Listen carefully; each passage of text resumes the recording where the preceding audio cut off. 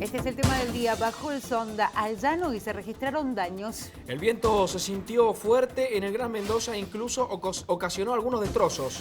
La Dirección General de Escuelas dispuso suspender las clases en Potrerillos y Valle de Uco solamente durante los turnos mañana y tarde.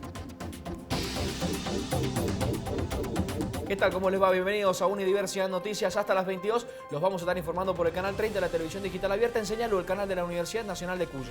Bueno, hablábamos en el comienzo de esta jornada en la cual el viento sonda se sintió en el llano, en algunos lugares más que en otros. Enseguida vamos a estar dando detalles, pero por supuesto tenemos más información para compartir en estos títulos.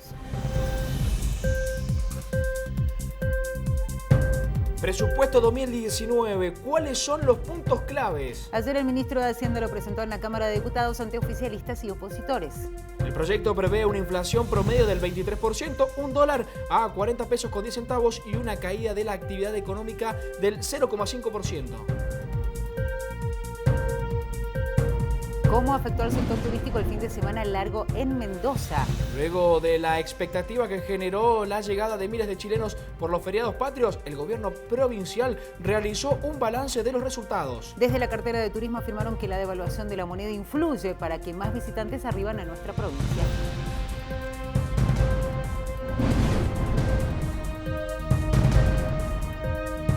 Diario de Coimas, detuvieron al único prófugo. Se trata de Oscar Tomás, exdirector de la EBI, entidad binacional yacyretá. Fuentes de la investigación revelaron que una vecina llamó al 134 y dio datos precisos para poder hallar al exfuncionario. Messi volvió a ser de las suyas. El capitán del Barcelona hizo 3 de los 4 goles que marcó su equipo en el debut de la Champions League ante el PSV Eindhoven. Messi se convirtió en el jugador que más veces en la historia marcó por triplicado en un mismo partido en esta competencia.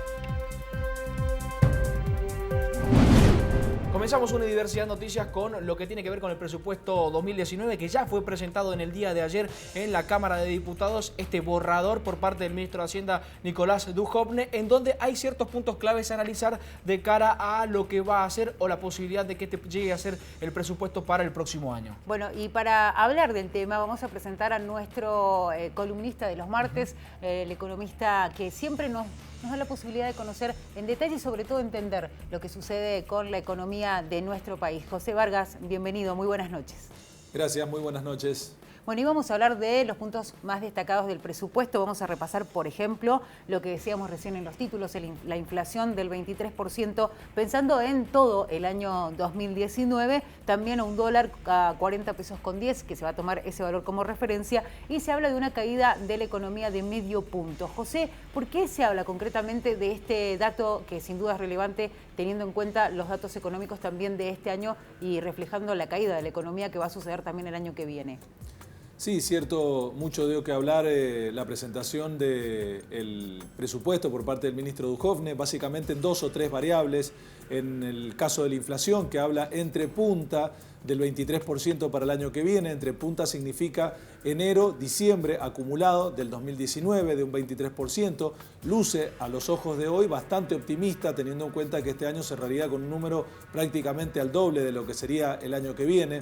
Y esto genera de que si este año tenemos un 45%, deja un arrastre estadístico de, yo diría, 15 o 20 puntos para el año que viene, con lo cual va a ser muy difícil lograr ese porcentaje. Probablemente esté, yo diría, casi 10 puntos arriba, pero bueno, dependerá mucho de qué suceda con el resto de la situación económica el año que viene. Está claro que el gobierno muestra una caída en el nivel de actividad económica de medio punto del Producto Bruto, muestra una caída en el consumo privado, una caída en el consumo público, muestra una caída casi 9 puntos de las inversiones para el año que viene, algo que en principio necesita y mucho el país. Habla también de un crecimiento bastante fuerte de las exportaciones, producto de la devaluación que se ha dado, y eso seguramente va a depender de muchas variables, más allá de lo que está colocado en el presupuesto.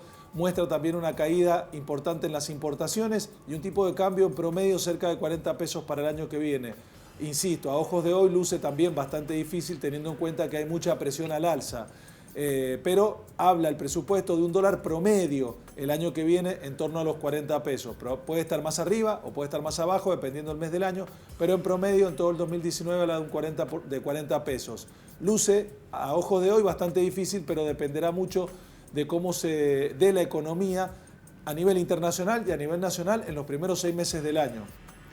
José, teniendo en cuenta los números que se daban en este presupuesto y pensando en las exportaciones y también en los datos que uno supone son bastante sinceros, teniendo en cuenta que, por ejemplo, cuando terminaba el 2017 se hablaba de unas cifras que se fueron cambiando y, en definitiva, hoy por hoy podríamos decir que esto es lo más cercano a lo que ellos ven como realidad y a la que nosotros también percibimos, sobre todo los analistas. Pero teniendo en cuenta esto, hablar de crecimiento de las exportaciones en un 21%, ¿es bueno? Es muy bueno, es lo que necesita la economía nacional, hacerse de dólares genuinos, básicamente a través de las exportaciones y fundamentalmente de los productos que son típicos de nuestro país, de los que normalmente se exportan y los que son muy demandados a nivel internacional, como es el caso de la soja, el trigo, el maíz, los limones fundamentalmente, que estamos ganando muchos mercados desde ese punto de vista. Para la provincia de Mendoza, lo que es el ajo, la ciruela, el damasco, el durazno, es decir, son muchos mercados, pero hay que ir analizándolo eso seguramente día a día porque hay sectores donde la cosecha no viene muy bien, hay sectores donde ya no está lloviendo desde hace mucho tiempo y se habla de que la cosecha para el año que viene no sería del todo buena. En el día de hoy, por ejemplo, el precio internacional de la soja se desplomó a valores históricos en cuanto a un nivel sumamente bajo y eso es malo para la Argentina. Así que eso dependerá mucho de lo que ocurra con el contexto climático y el contexto internacional, con los precios fundamentalmente. Es muy bueno que las exportaciones crezcan y que tengamos mucho optimismo en ese sentido, pero hay que ser también optimistas por parte del gobierno nacional en cómo vamos a acomodar las cuentas públicas el año que viene, teniendo en cuenta que es un año eleccionario. Y siempre, históricamente, en los años de elecciones presidenciales, el gasto público ha subido en promedio con respecto al resto de los otros años. Habrá que ver cómo se mueve esa variable fundamentalmente. Vamos a cambiar de tema, tenemos que hablar del dólar, la cotización de la divisa estadounidense que en el día de hoy subió 11 centavos en promedio en la City porteña y que en el día de ayer había cortado 5 días de mala racha, si se quiere, teniendo en cuenta que disminuyó justamente la misma cantidad, 11 centavos y que en el día de hoy los terminó recuperando. ¿Qué análisis se puede hacer de esto pensando en el día de mañana o lo próximo que se viene en nuestro país? Bueno, en la jornada de hoy estuvo medianamente alcista, más allá de la intervención del Banco Central, que viene haciéndolo prácticamente 5 o 6 minutos antes del cierre del mercado cambiario, con 300 millones de dólares. No logró frenar la suba del tipo de cambio, que subió prácticamente casi 11 centavos. Quedó muy expectante el mercado cambiario a lo que pueda llegar, a lo que pudiera ocurrir en la jornada de hoy en la tarde con respecto a este supermartes y la renovación del EVAX, que el Banco Central ya había anunciado que no iba a renovar todo lo que tiene como masa total de los 650.000 millones porque quiere ir desarmándolos. Para eso, desde el viernes de la semana pasada, viene mostrando otras opciones, como son la letra del Tesoro en dólares, la letra del Tesoro en pesos, sube 5 puntos a partir de mañana los encajes nuevamente en las entidades bancarias, las letras de liquidez, las notas del Banco Central, es decir, empieza a mostrar alternativas para que estos 130.000 millones de pesos que se vuelcan al mercado mañana no se vayan directamente al dólar. Estima el Banco Central que probablemente con estas medidas y con estos ofrecimientos financieros alternativos, algunos la verdad muy jugosos, como las letras del Tesoro en dólares con un 7% anual, lejos lo más alto en tasa de interés en el mundo. Así que considera el Banco Central que probablemente no se vaya al tipo de cambio, pero habrá que ver en la jornada de mañana qué ocurre. Puede suceder, o quería preguntarte porque que muchos estén interrogando, preguntando por qué el dólar blue está más barato que el dólar oficial, y esta es una pregunta que varios a la hora de ir a comprar dólares se la deben de hacer. ¿Por qué está más barato el dólar blue? Bueno, tuvimos mucho tiempo en Argentina con una restricción a la compra de divisas, lo que se conocía habitualmente como el cepo. Y esto lo que generaba era que hubiera mucha más demanda del tipo de cambio informal, blue o marginal, que el oficial. Pero en una época donde los pesos en el mercado sobraban. Y ahora, evidentemente, lo que están faltando son pesos. No hay pesos para poder llevar a cabo estas transacciones y el hecho de que no haya pesos para comprar en el informal, pesos líquidos me refiero, hace que la cotización del informal esté más bajo que el oficial. En el oficial, la mayoría de las compras se realizan vía home banking, de manera electrónica, con lo cual uno no necesita el dinero físico. Para el informal o el blue, uno necesita dinero físico. Y como escasea el dinero físico, está claro que el tipo de cambio marginal está apenas por debajo del oficial hoy en día. José, se anunciaba como una especie de triunfo, también en la presentación del presupuesto, lo que había sucedido con el acuerdo con los gobernadores y con las provincias, porque lo que se decía era que se van a hacer cargo del subsidio al transporte público y también el subsidio a lo que es la tarifa social en el servicio de electricidad. Esto, como decíamos, ha sido un logro para el gobierno nacional, pero ahora, pensando en las provincias, ¿todas van a poder cumplir con este compromiso? Lamentablemente no todas.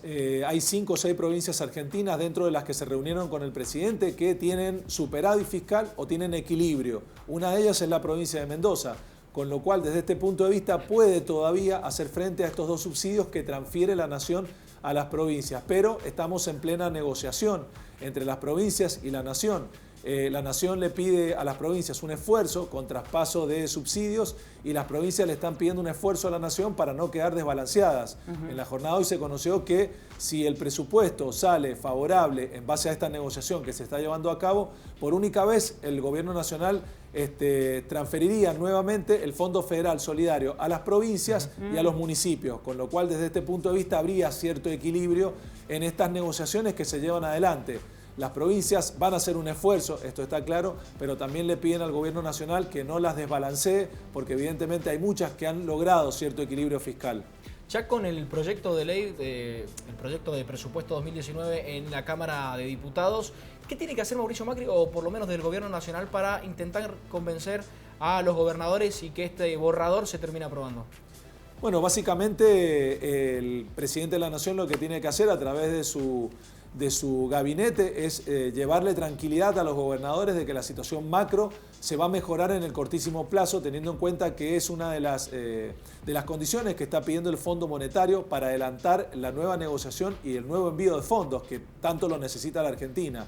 Desde este punto de vista, si se logra un presupuesto equilibrado entre provincias y la nación, evidentemente la macro sería mucho más estable y beneficiaría desde este punto de vista también a las economías, fundamentalmente a las regionales, que dependen mucho de las exportaciones. José, te vamos a invitar a que compartamos información relacionada con lo que está sucediendo con el turismo, la llegada de chilenos a la provincia de Mendoza y sobre todo la evaluación que se hace, porque después de lo que ha sucedido con el dólar en la Argentina, se esperaba con mucha expectativa la llegada de chilenos en el primer fin de semana largo y es lo que está sucediendo después de la devaluación del peso argentino durante este fin de semana. Vamos a ver lo que decía Marcelo Montenegro, director de promoción turística, en relación a la llegada de la gente del país vecino. Aproximadamente 27.000 turistas chilenos han arribado a la provincia según datos de migraciones y estamos en un 85% de promedio de ocupación provincial. Ese número se va a ir acrecentando con el correr de las horas porque siguen llegando chilenos que toman muchos toda la semana, pero tampoco descartamos en esta época el contabilizar muchos turistas que vienen por congresos. Comienza el mes de este producto, el turismo de reuniones, y ya empiezan a celebrarse muchos congresos en la provincia, así que también tenemos turistas de otras procedencias. Y Brasil es un mercado, como siempre digo, que ha ido incrementando su demanda y su visita a la provincia. Ya no viene solo motivado por el vino y la nieve, sino que hoy lo ves en la ciudad haciendo tour de compras, participando en alguna excursión de turismo aventura, disfrutando de la intensa y atractiva actividad cultural que tiene Mendoza. Así que bueno, poco a poco diversificando la oferta, con turistas procedentes de otros mercados que a la fecha no los teníamos, y en momentos donde la economía por ahí está resentida, creo que las exportaciones y el turismo son aquellas actividades económicas que vienen a repuntar y a diversificar la actividad económica de las provincias. En cuanto al comportamiento, yo creo que el valor del dólar hoy hace que los extranjeros nos vean un destino competitivo y barato, y el turista nacional que antes viajaba al exterior va a optar por hacer turismo interno. Así que bueno, acercando nuestra oferta a diferentes mercados. Bueno, ahí veíamos a Marcelo Montenegro, director de promoción turística, hablando y haciendo un balance de la llegada de chilenos a la Argentina y especialmente a Mendoza. Igual hay que decir que en lo que es el ambiente de los comercios en la provincia de Mendoza, dice sí, llegaron muchos chilenos, pero evidentemente todavía hay un poquito de, a la hora de gastar, lo hacen, por ejemplo, en el sector gastronómico, por ahí en la hotelería, pero las compras no se han incentivado o al menos no superaron las expectativas que ellos tenían. ¿Es así, José? Sí, es tal cual, porque tenemos que tener en cuenta que en Argentina no solamente subió el dólar, subieron todas las divisas, el peso chileno, sin ir más lejos, y en Chile también ha subido el dólar de una manera importante, producto de que se ha valorizado en todo el mundo. Esto hace que sea más beneficioso para ellos venir a comprar a la Argentina, pero no es que todo lo que ellos normalmente compran está barato, porque en Argentina el nivel de inflación ha sido muy fuerte. Los costos han subido tanto que algunas cosas les convienen y otras cosas no. Por eso son bastante reacios a comprar de todo y son muy selectivos a la hora de comprar nuestro país. Bueno, muchísimas gracias, José, por acercarte como cada martes a compartir más información y detalles sobre la economía argentina en este caso. Y bueno, la invitación será hasta la semana que viene. Gracias. Gracias, hasta la próxima. Bien, ahora